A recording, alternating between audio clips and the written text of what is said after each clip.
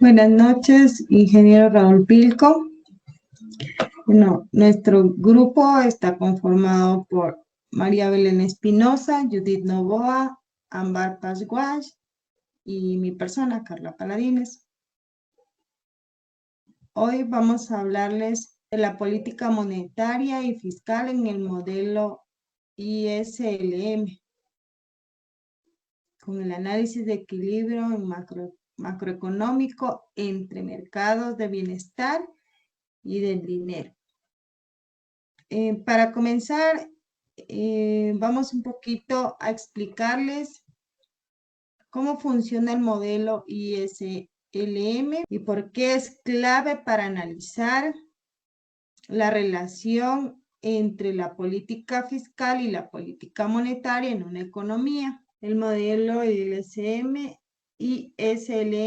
es una herramienta fundamental y poderosa para el análisis político, que nos permite entender e interactuar con la política fiscal y la política monetaria. Aquí les presento una gráfica de la manera del equilibrio simultáneo del mercado de bienes y el mercado del dinero, y cómo en las decisiones de un gobierno que está a cargo o un gobierno de turno y el Banco Central influyen mucho en la producción y en el empleo y asimismo en las tasas de interés.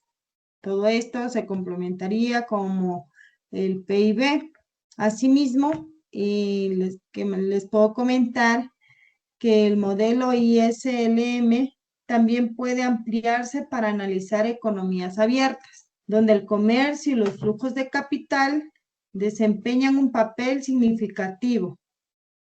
En la economía abierta, también las exportaciones netas, los tipos de cambio que desempeñan un papel fundamental en la determinación de las exportaciones netas, por lo que los cambios de la curva del ISLM pueden verse influidos por los tipos de cambio.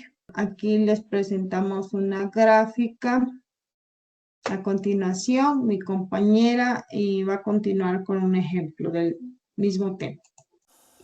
Hoy les voy a contar dos ejemplos claros de política fiscal en el Ecuador, para entender cómo el Estado puede usar los impuestos y el gasto público para enfrentar diferentes situaciones económicas, sociales y entre otras. El ejemplo 1 es sobre el terremoto del 2016 en Manabí, en el cual fue muy fuerte y afectó especialmente a esta provincia. El gobierno necesitaba dinero para reconstruir casas, escuelas, hospitales y carreteras. Por eso en este gobierno, en esta época, fue el aumento del IVA de un 12 a un 14%. Esto fue como una medida temporal.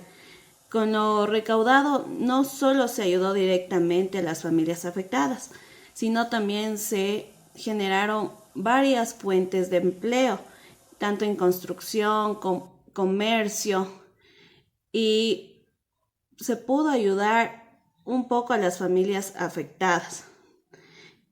Aquí vemos cómo la política fiscal funciona. Se subieron los impuestos y se usó el gasto público para levantar la economía después de una emergencia.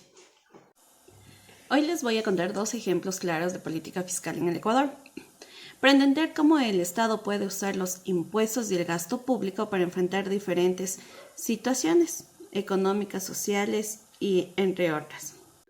En el segundo ejemplo podemos ver la reducción del IVA en emergencias. Esto quiere decir que el gobierno redujo el IVA de una forma temporal, para que los impuestos puedan bajar y la gente tiene un poco más de dinero para gastar. Eso hace que las familias compren más y que los negocios vendan un poco más, ¿no? Entonces, de esta manera se impulsa el consumo, se activa la economía local y se apoya las zonas afectadas de cada lugar, por alguna circunstancia que exista, ¿no? Este sería otro ejemplo de política fiscal. En lugar de subir los impuestos, se los baja para estimular la economía. Buenas noches, ingeniero. A mí me tocó exponer sobre la política fiscal y la política monetaria. Cuando el gobierno aumenta el gasto o reduce los impuestos, la curva, la curva IS se desplaza hacia la derecha.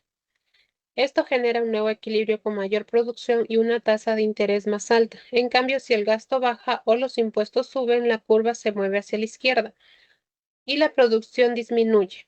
En la política monetaria, nos dice que cuando el Banco Central incrementa la oferta de dinero, la curva LM se desplaza hacia abajo y a la derecha. Esto reduce la tasa de interés e impulsa la inversión y el consumo aumentando la producción. Si la oferta de dinero se reduce, ocurre lo contrario, suben las tasas y baja la actividad económica. Gracias.